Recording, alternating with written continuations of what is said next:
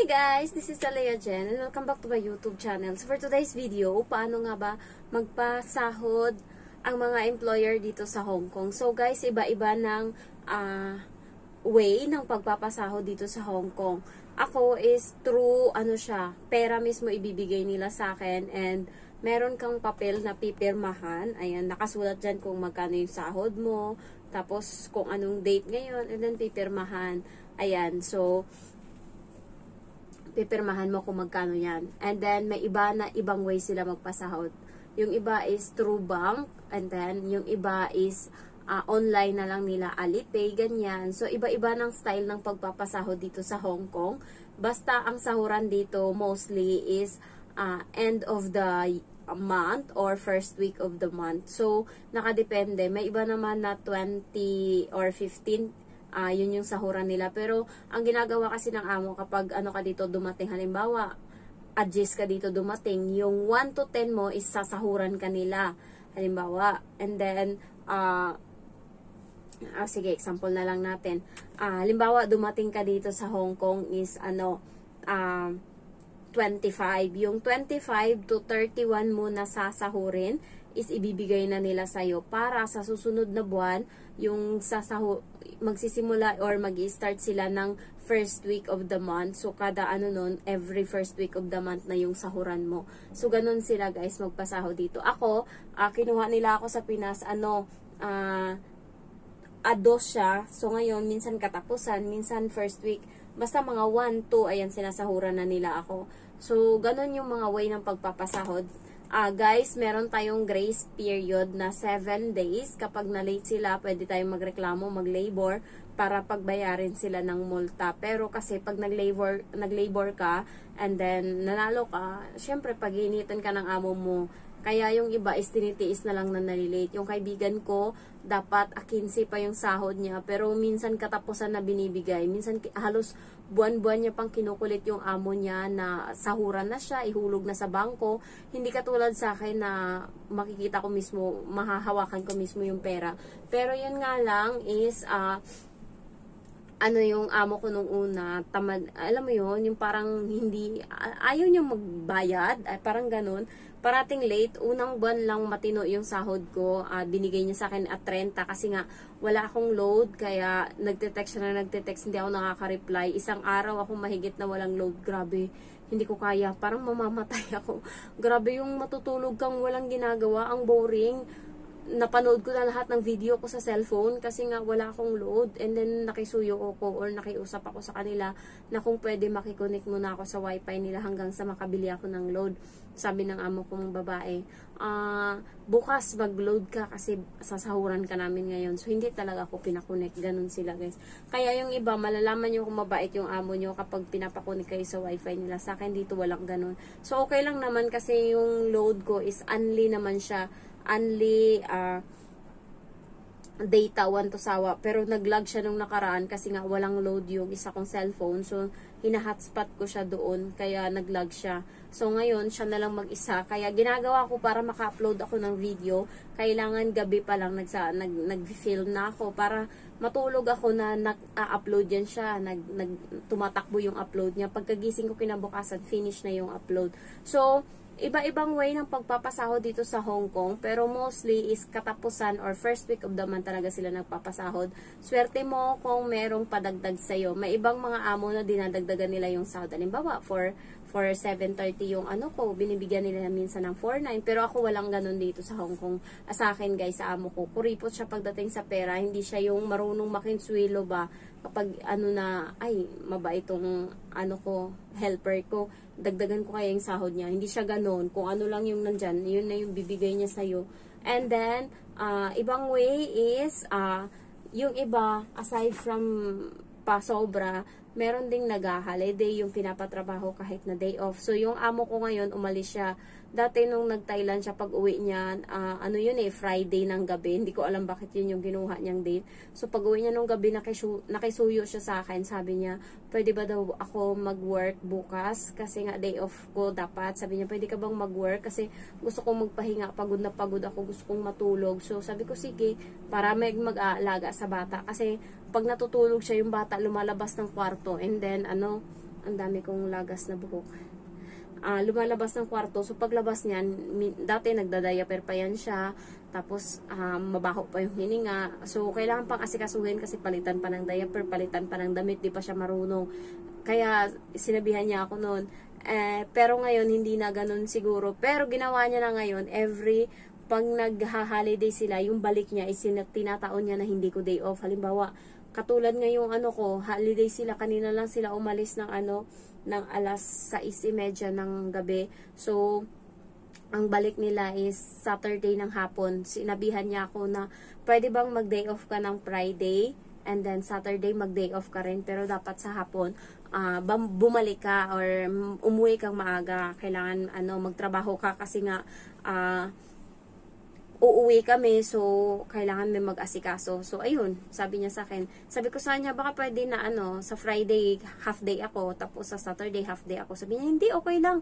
Gamitin mo yung Friday na day off mo, gamitin mo din yung Saturday na day off mo. Basta umuwi ka lang ng hapon kasi nga babalik kami ng gabi or 6 ng gabi, and kailangan may mag-asikaso, baka may magluto dyan, baka gutom kami, magluto, ganyan. Sabi niya ganun. And sabi niya, para ma-meet mo din yung kaibigan mo kahit papano. Alam niya kasi guys na more on more on gala ako. Alam niya na hindi ako napermi sa bahay. So napapansin niya din ata na gabi na ako umuwi minsan. Basta pag sinabi ko sa kanya, birthday ng kaibigan ko, wala siyang reklamo. As long as bago mag-8 ng gabi, umuwi na ako. And parang feeling nga nila ako yung pinakamatino nila na helper sa lahat. Alam mo yung doon sa matanda, praise na praise ako, yung parang, yung ng helper mo. Tapos, sa mga kapatid niya, ganun din. Tapos, dito sa bahay, pinaparamdam din nila sa akin na ang swerte-swerte nila. Kahit natamad ako, pero natutuwa naman sila kasi nga, ang balahibo ko, bahala kayo dyan. Kasi nga, nila na, tinatry ko yung best ko, and consistent pa din yung trabaho ko kahit sabihin mo na medyo matagal-tagal na ako, pero yung trabaho ko is ganun pa rin kung paano dati. Bumilis lang ako ngayon, pero yung trabaho ko same pa rin ang pulido. So, ayun nga, ang sahuran dito is mostly advanced, pero pagka yun nga na late, kailangan yung magreklamo, kailangan yung silang singilin. Ayun nga, siningil ko yung amo ko, parang ata yun nangyari, September. Siningil ko siya kasi parati siyang nalilate nung mga ilang buwan. So, naiinis ako kasi nga dapat day off ko and kailangan may pera ako. Pero dahil hindi niya binigay, wala akong pera. Kasi saktuhan lang yan guys dati. So, dati yung yung sahod ko is nakabilang na yan siya kung hanggang pang halimbawa nga kakasahod ko lang ngayong week, pero yung naiwan sa akin or natira sa akin nasa 200 or 250 na lang kasi nga ang laki ng pinapadala ko dati nung bago ako dito, halos lahat yan na 4 to dumating pa nga sa point na mas malaki pa yung padala ko kaysa sa sahod ko. Buti na lang kamo meron akong ipon nun. So ganun ako magpadala, kaya nung nawala na, alam ko na pang last na to ngayon, katapusan yung sahod ko. So, yung kakainin ko. So, first week of the month, kailangan sahuran na nila ako kasi nga sa day off ko, wala na akong gagastusin. 5 na, 6 na, hindi pa din ako sinahuran. Dapat yung sahod ko ado. So, Friday ng gabi, pinapakiramdaman ko walang nakalabas na pera, walang yung papel ko dyan, wala. So, nainis ako, nakasimangot ako kasi grabe naman yung pagod ko sa trabaho. Anong oras na 11:30 na ako natatapos, alas 12 nung time na yun. Tapos wala akong sahod, hindi ako masahuran ng tama. Nung time na yun, nakahanda na akong makipag-away. Sabi ko nga sa sarili ko, pinractice ko na talaga pag pumalag tong amo ko, sabihin ko, ang ng serbisyo ko sa inyo, ng trabaho ko, tapos ililate nyo ako ng sahod. Tapos nung pagpunta niya sa kusina, kasi hindi ako umiimik, and then umiinom sila ng gamot and gamit nila yung bowl. So, kapag gano'n na maldita ako, siya na mismo yung nagdadala ng bowl sa kusina. Ayan, tinutulungan niya ako. Pero pag hindi, pinapabayaan niya lang yan sa mesa. So, pagdating niya sa kusina, siningil ko siya. Sabi ko, pwede ko bang makuha yung sahod ko ngayon? Tapos yung mukha ko, maldita na talaga. Tapos ayun nga, kinabahan. Yung parang nataranta siya, napahiya na namula. Tapos tinawag niya yung amo kong lalaki. Yun yung time na hanap sila ng pera kung saan nakasiksik yung pera nila. So, matagal-tagal din nila nabuo yung pambayad nila sa akin. And simula nun is, nagbago na sila. ano na, ang early na nila magpasahod. So, sinabi ko lang nung December na, ay, magmamakaw ako sa 29 ata. Tapos nagulat ako, ano pa lang, 28 ng gabi sinahuran ako. Sabi ko, ba't ang aga? Sabi niya, kasi 'di ba magmamakaw ka? Sabi ko, may pera naman ako. Sabi ko ganun, may ipon naman ako. Sabi ko ganun.